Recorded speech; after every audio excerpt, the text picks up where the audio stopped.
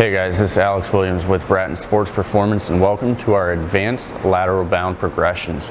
In this video, we're going to take you through a couple of our progressions for that lateral bound. You may have already seen that lateral bound video, and for all of these exercises, the main theme is going to stay true from that lateral bound. We want to make sure our focus is on that push leg, getting nice and long, pushing through the ground, extending through the hip, and finishing through the ankle as well. So the first one we're going to take you through is a banded lateral bound. Now, you may have seen our broad jump progression videos where we do a banded broad jump. It's largely the same setup. So we're going to set up inside of this band. The band's going to be right around our hip, and we're going to use the inside leg to push away from where that band is supported at out to our side. From there, it's just a regular lateral bound. So we'll set up stepping inside of that band, right around the hip.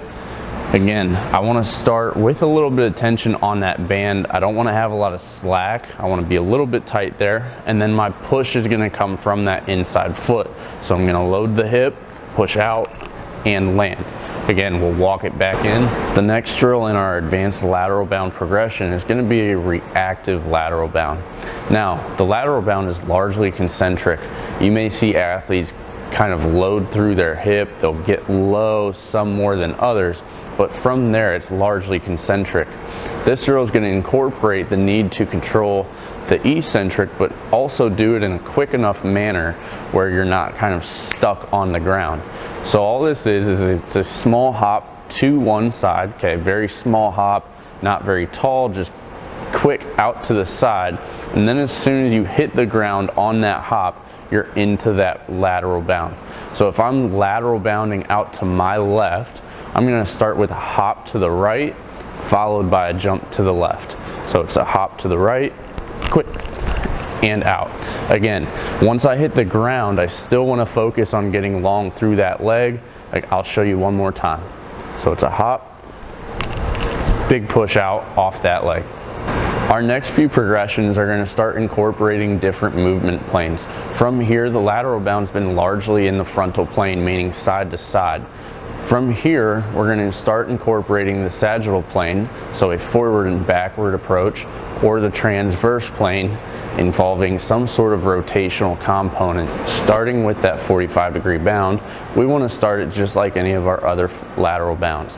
We want to start with our hips loaded so that we can extend out of that, and then from there it's just going to be a diagonal jump out to one side. Again, still focusing on extending through the hip, extending through the knee, and finishing through extended ankle. So demo here, I want to get down in that hip, it's a big push out and land.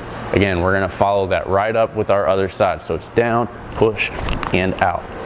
Now, we're going to start most athletes on a 2-foot landing, but as they get better, we may tell them start landing on 1 foot. We may even make it more of a repetitive motion, so they jump, land right into that next jump. Our last drill is a 90-degree lateral bound. As you can imagine from the name, it entails starting facing one way, going through that bound, and finishing facing 90 degrees away from where you started. We love this drill for our change of direction athletes or pitchers that we may have, as it mimics motions that they're going to see on a pitch-by-pitch basis or a play-by-play basis for some of those multi-directional athletes.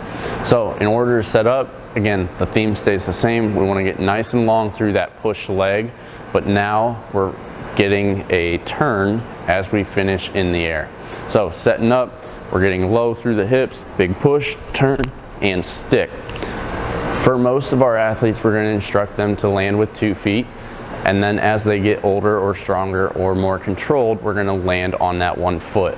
Again, it's just hips down, go through that bound, push, and land on that one leg 90 degrees away from where you started.